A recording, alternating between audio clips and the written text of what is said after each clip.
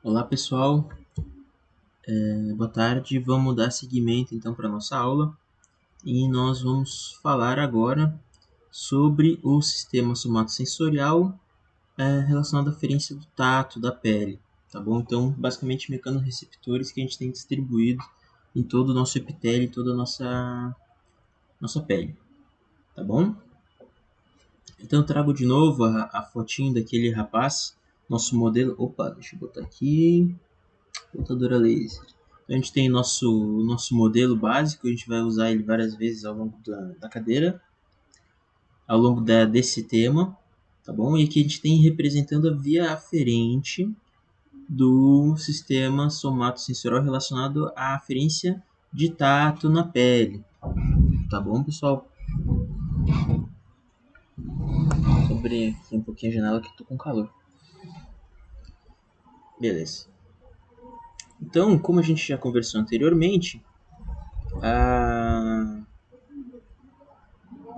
gente tem no sistema de aferição de tato, a gente tem um neurônio sensorial primário que faz aferência lá no tecido e se projeta pela coluna, entra no sistema nervoso central, ascende até o bulbo e no bulbo ele vai então fazer a sinapse com um neurônio sensorial secundário a nível do bulbo. E esse neurônio sensorial secundário vai então chegar até o tálamo, e no tálamo vai ocorrer a sinapse com o terciário, que vai encaminhar essa informação sensorial até o córtex somatosensorial primário, tá bom? Eu vou ser um pouco repetitivo, mas eu acho que é importante vocês estarem a todo instante em contato com isso para gravar mesmo na cabeça, tá bom? E agora o que eu quero é dar um zoom aqui na mão dele e a gente vai entender um pouco melhor sobre as especificidades dos, dos receptores, né? Então a gente vai dar um zoom na mão dele. Tá? Então aqui a gente deu um zoom na mão e a gente tem um corte da pele, tá? E aqui a gente tem então a representação dos receptores de tato, tá? Então a gente tem aqui a nossa camada epitelial, né? Então a gente tem a nossa pele e a gente tem toda essa diversidade de receptores aqui na pele, tá? Um ponto importante aqui para vocês observarem é que a gente tem receptores em diversos estratos da pele. Então a gente tem receptores que estão mais externos, mais próximos do ambiente externo e receptores que estão mais internos na nossa pele. Percebam esse aqui, olha lá como ele está lá bem dentro do tecido, tá bom? Agora um ponto importante da gente olhar, percebam a diversidade de estruturas desses receptores, tá? Então formas muito diferentes umas das outras, tá bom? Essas diferentes formas estão relacionadas a diferenças funcionais em cada uma desses receptores. Então eles possuem essas formas diferentes porque eles têm funções diferentes e fazem aferições que são um pouquinho diferentes também umas das outras. Tá bom? Então, a gente tem os corpúsculos, o corpúsculo de Meissner, tá? Que é um sensor que está bem próximo, bem na porção superior da pele, tá? Então bem próximo ao ambiente externo. E esse neurônio, então esse sensor, ele é responsável pela aferição de toques leves e de pressão na pele, tá? Mas a gente tem também o corpúsculo de Pacini, ou Pacini, tá? Que ele se encontra mais profundamente no tecido, tá? Mais lá interno. E ele é responsável pela aferição de vibrações. Tá? Então percebam que essa estrutura aqui da terminação axonal do neurônio sensorial primário, essas diferenças estão relacionadas a essas diferenças aqui, tá bom? Essas diferenças funcionais, as diferenças anatômicas do neurônio se refletem em diferenças na função, diferenças funcionais, tá bom? Nós temos também os discos, o disco de Merkel, tá? Então ele é responsável, então aqui a gente tem o disco de Merkel, tá bom? Responsável também pela aferição de pressão e pela nossa capacidade de discernir textura. Então a gente passa a mão na superfície de uma mesa, a gente vê que ela é mais lisa, ou então a gente passa a mão na garrafa, a gente vê que é ainda mais liso, né? Passa a mão na parede, que é de gesso, a gente percebe ali aquela rugosidade, vou dizer assim, né? A gente percebe a textura diferente. Ok. Pessoal, vou só fechar um pouco a janela aqui que tá vindo um sol na minha cara, só um instante. Ok. Beleza. Então, os discos de Merkel, responsáveis então pela nossa aferição de pressão e de temperatura. Nós temos também as terminações de Ruffini, aqui, ó, que são sensores responsáveis pela percepção do estiramento na célula. Então, vocês estão vendo aqui, ó, ele tem essa forma assim. No momento em que eu faço isso aqui, ó, que eu estiro, que a gente estira a pele, né, que a gente estica, a gente esgarça, né, a gente alonga ou pressiona a membrana desse neurônio, né, essa terminação axonal aí, e a gente desencadeia então os potenciais de ação, a gente excita esse sensor, esse receptor. Tá bom? Então, terminações de Ruffini estão relacionadas à percepção de estiramentos na pele, ok? E nós temos também receptores de pele que estão associados aos nossos cabelos, aos nossos pelos. Tá? Então vocês conseguem ver aqui, ó, as terminações nervosas todas assim enroladinhas na raiz desse cabelo, desse pelo. E é isso que nos permite perceber quando alguma coisa mexe nosso cabelo, nosso pelo, né? Então, se bate um vento aqui no cabelo, a gente tem essa percepção, a gente sabe que o cabelo está sendo movimentado, tá? Então, quando bate um ventinho assim na nossa pele, a gente sente os pelinhos do braço assim sendo movimentados, tá? E nós temos também terminações nervosas livres na pele que estão relacionadas então à nocicepção e à percepção da temperatura, tá? Nós vamos falar mais para frente desses outros grupos aqui de receptores, tá? Lembrando que os receptores de nocicepção e de temperatura, eles não possuem diferenciações nas suas terminações nervosas, tá? A gente chama que são terminações nervosas livres, ok? Um ponto importante agora da gente falar é que,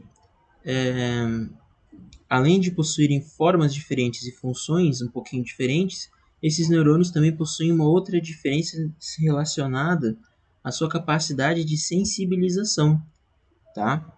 Então, esses dois grupos aqui de receptores, corpúsculo de Meissner e corpúsculo de Pacini, são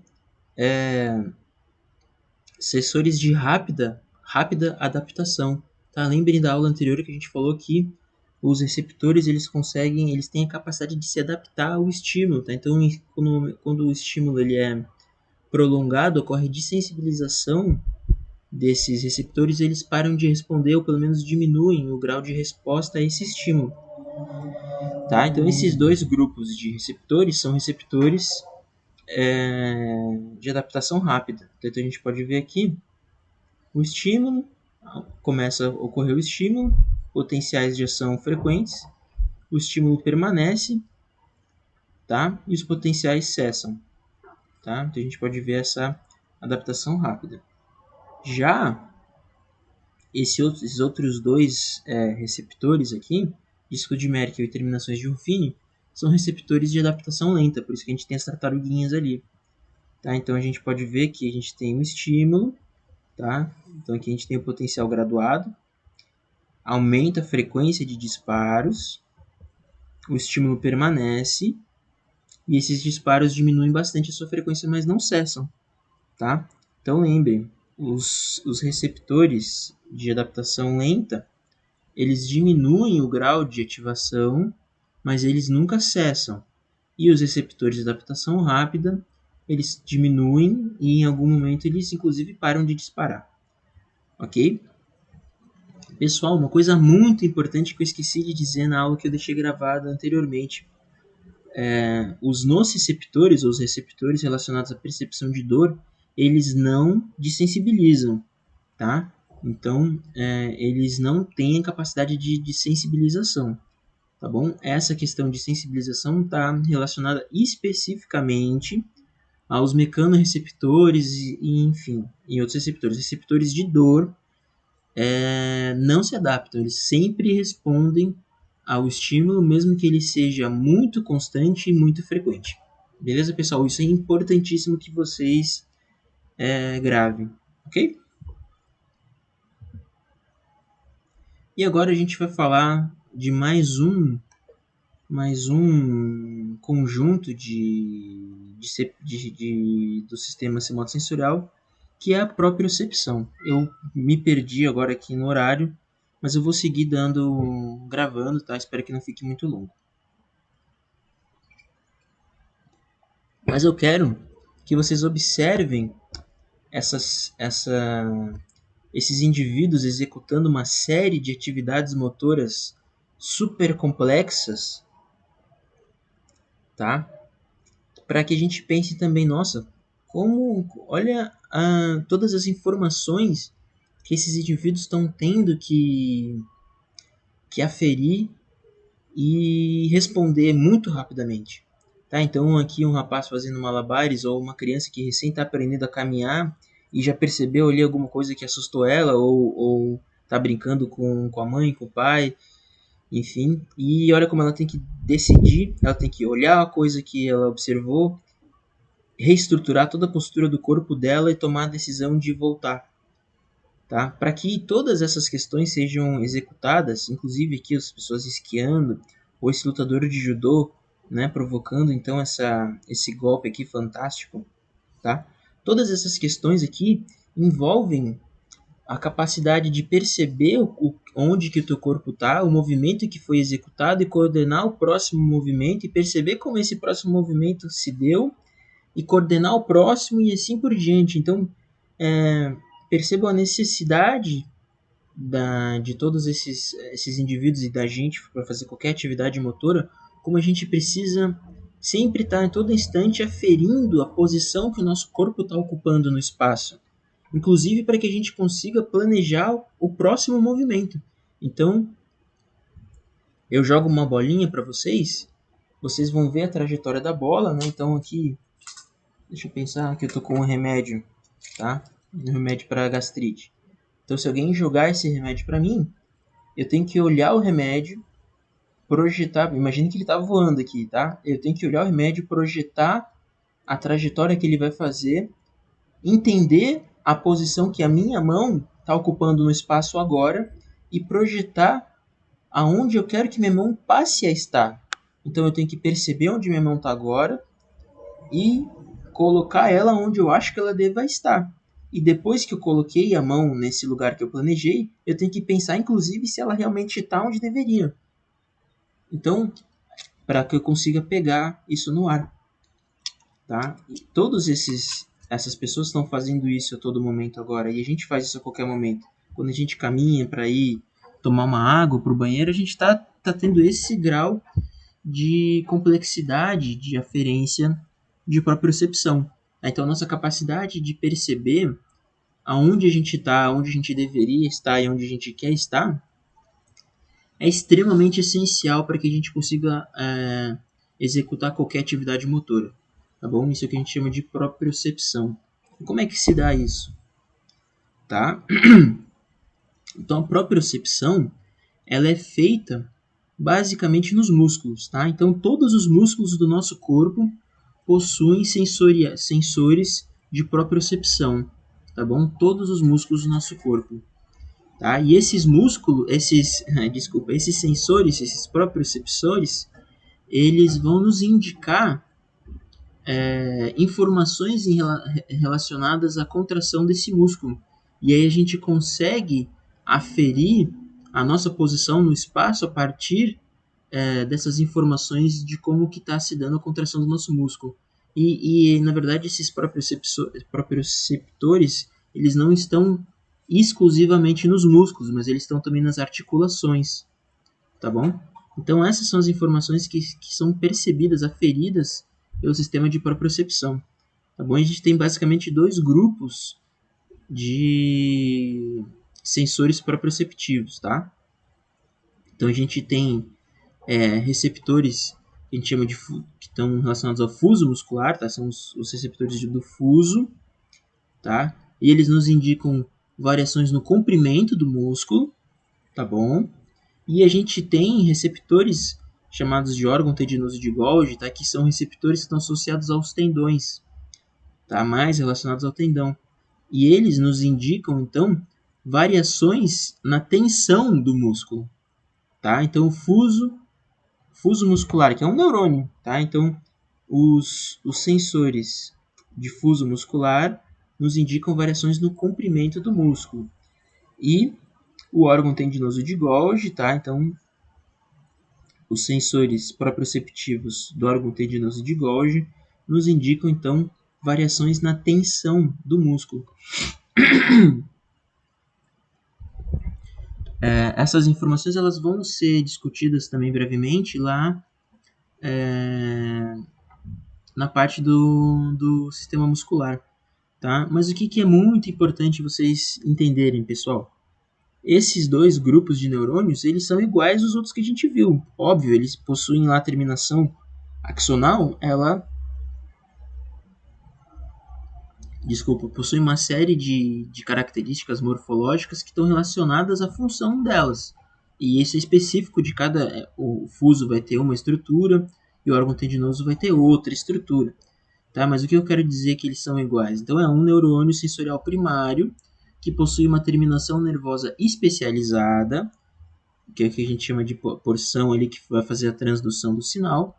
E esse sinal vai percorrer pelo axônio até chegar lá na medula e vai fazer sinapse com o neurônio sensorial secundário, é a via aferente normal que a gente já falou tanto até agora, tá bom? Então essa é a forma como se dá a propriocepção. Beleza, pessoal? A gente vai falar um pouco mais disso lá no sistema muscular, acredito. Tá bom? Acredito que agora é até aqui que eu gostaria de ir na aula. Vou só ver qual que é a próxima. Beleza, então eu vou terminar essa aula agora. E a próxima aula a gente vai falar especificamente do sistema de nocicepção, de percepção da dor. Tá bom? Muito obrigado, pessoal. Até mais.